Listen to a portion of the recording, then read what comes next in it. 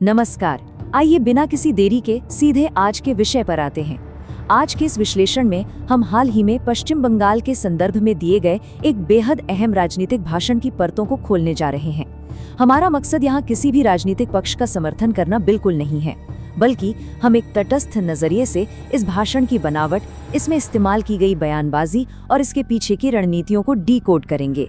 ये देखना वाकई बहुत दिलचस्प है कि कैसे एक मंच से दिए गए संदेश को इस तरह गढ़ा जाता है कि वो एक ही समय में क्षेत्रीय और राष्ट्रीय दोनों स्तरों पर अपनी गहरी छाप छोड़े। तो आज की हमारी चर्चा इन 5 मुख्य विषयों पर केंद्रित होगी। सबसे पहले बात करेंगे जीत और राष्ट्रीय सुरक्षा की, फिर देखेंगे कि कैसे महिलाओं को जमीनी स्तर के प्रतीक के रूप में पेश किया गया। उसके बाद बंगाल में सांस्कृतिक राष्ट्रवाद, शांतिपूर्ण चुनाव का आह्वान और अंत में राजनीतिक विपक्ष की आलोचना। चलिए एक एक करके इन्हें समझते हैं। आइए शुरुआत करते हैं हमारे पहले विषय से, जीत और राष्ट्रीय सुरक्षा, चुनावी जीत की रूपरेखा। भाषण में जो सबसे बड़ा और सीधा वादा किया गया है वो है देश को घुसपैठियों से मुक्त करना। स्पष्ट शब्दों में कहा गया है कि हम एक एक घुसपैठियों को चुन चुन कर निकालेंगे। अब देखिए, ये महज एक सामान्य चुनावी वादा नहीं है, बल्कि एक बहुत ही आक्रामक रुख है जो एक क्षेत्रीय जीत को सीधे तौर पर राष्ट्रीय महत्व और सीमा सुरक्षा के बड़े मुद्दे से जोड़ देता है। अब अक्सर ऐसे कड़े बयानों पर तुरंत ध्रुवीकरण का ठप्पा लग जाता है, लेकिन यहाँ दिलचस्प बात यह है कि वक्ता ने बहुत ही सोच समझकर इस लेबल को पहले ही खारिज कर दिया है। उनका साफ कहना है कि ये ध्रुवीकरण का मुद्दा है ही नहीं, बल्कि ये पूरी तरह से राष्ट्रीय सुरक्षा की मांग है। ये एक बेहद चतुर बयानबाजी की रणनीति है, जहां आलोचनाओं को बड़ी ही सफाई से देशभक्ति और सुरक्षा के आवरण में लपेटकर पेश किया गया है। आगे बढ़ते हैं हमारे दूसरे विषय की ओर, जमीनी स्तर के प्रतीक के रूप में महिलाएं और कैसे इसके जरिए राजनीतिक कहानी को एक मानवीय चेहरा दिया गया। इस भाषण में 4 खास महिलाओं का जिक्र किया गया है और ये कोई संयोग नहीं है। पानीहाटी की रत्ना देवनाथ को महिलाओं पर अत्याचार के खिलाफ प्रतिरोध का चेहरा बताया गया है। संदेश खली की रेखा पात्रा को शांतिपूर्ण प्रतिरोध यानी सत्याग्रह का प्रतीक बना दिया गया है। वहीं औस ग्राम की कलिता मांझी को अत्यधिक गरीबी में रहने वाली महिलाओं के लिए एक आशा की किरण के रूप में पेश किया गया है। और आखिर में सुमित्रा चट्टोपाध्याय का जिक्र करके उन्हें सीधे महान ऐतिहासिक व्यक्ति बंकिम चंद्र के परिवार से जोड़ दिया गया।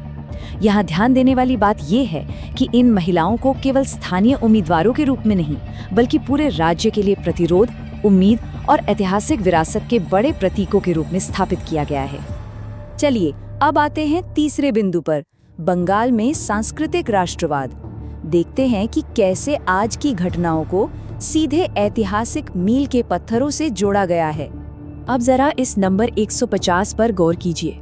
भाषण में इस संख्या का विशेष रूप से उल्लेख किया गया है, लेकिन क्यों? दरअसल ये बंकिम चंद्र द्वारा रचित वंदे मातरम की 150वीं वर्षगांठ का प्रतीक है। केवल इस एक संख्या का इस्तेमाल करके श्रोताओं को बंगाल के उस समृद्ध और गौरवशाली इतिहास की याद दिलाई गई है जो सीधे उनकी भावनाओं से जुड़ता है। और बात सिर्फ याद दिलाने तक नहीं रुकती, वक्ता इस 150वीं वर्षगांठ को सीधे आज के चुनावी नतीजों से जोड़ देता है।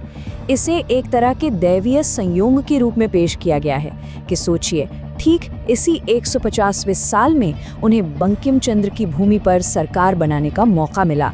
ये रणनीति श्रोताओं के मन में ये बात बैठाने का काम करती है कि ये जीत महज राजनीतिक नहीं है, बल्कि एक ऐतिहासिक और सांस्कृतिक नियति का हिस्सा है। हमारा चौथा विषय है शांतिपूर्ण चुनाव का आह्वान, जो सीधे तौर पर लोकतांत्रिक प्रक्रिया की बात करता है। इस हिस्से में चुनावी हिंसा के एक पुराने ऐतिहासिक डर की तुलना एक आदर्श पारदर्शी स्थिति से की गई है। वक्ता सभी दलों से अपील करता है कि वे एक पारदर्शी, भयमुक्त और शांतिपूर्ण चुनाव सुनिश्चित करने में सहयोग करें। यह जोर देकर कहना कि लोकतंत्र में हिंसा की कोई जगह नहीं है, असल में खुद को शांति और पारदर्शिता के मुख्य रक्षक के रूप में पेश करने का एक बहुत ही स्पष्ट तरीका है। अब आते हैं हमारे 5वें और अंतिम विषय पर, राजनीतिक विपक्ष की आलोचना, जिसमें प्रतिद्वंद्वी गठबंधनों पर एक दिलचस्प सांख्यिकीय हमला किया गया है। भाषण में ईवीएम में खराबी या मतदाता सूची में गड़बड़ी के विपक्ष के दावों को सिरे से खारिज कर दिया गया है। तर्क ये दिया गया है कि ये सब सिर्फ बहाने हैं, वक्ता का कहना है कि विपक्ष अपनी लगातार हो रही हार पर पर्दा डालने और अपनी कमियों पर विचार करने से बचने के लिए इन तर्कों का इस्तेमाल कर रहा है। ये सीधे तौर पर विपक्ष की विश्वसनीयता पर एक बड़ा प्रहार है। और इस बात को साबित करने के लिए भाषण में जो तरीका अपनाया गया वो बयानबाजी का एक शानदार उदाहरण है।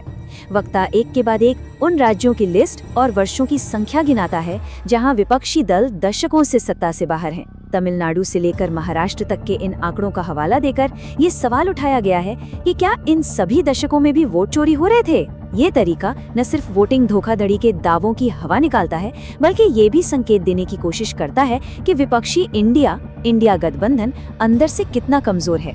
तो जैसे जैसे हम इस विश्लेषण के अंत पर पहुंचते हैं, हमारे सामने एक बहुत बड़ा सवाल खड़ा होता है। आज हमने देखा कि कैसे इस भाषण में आम लोगों को प्रतीक बनाने, गहरे क्षेत्रीय इतिहास को उभारने और आक्रामक राष्ट्रीय सुरक्षा के मुद्दों को राजनीतिक आंकड़ों के साथ बेहतरीन तरीके से पिरोया गया है। अब सोचने वाली बात यह है कि बयानबाजी का यह इतना जबरदस्त और जटिल मिश्रण आने वाले समय में राष्ट्रीय राजनीति और विशेष रूप से एनडीए तथा इंडिया गठबंधन की भविष्य की रणनीतियों को किस तरह से आकार देगा। क्या आने वाले चुनावों में जीत का यही नया फॉर्मूला बनने वाला है? इस बड़े सवाल के साथ ही हम आज का ये विश्लेषण यहीं समाप्त करते हैं। हमारे साथ जुड़ने और इस गहरी चर्चा का हिस्सा बनने के लिए आपका बहुत बहुत धन्यवाद।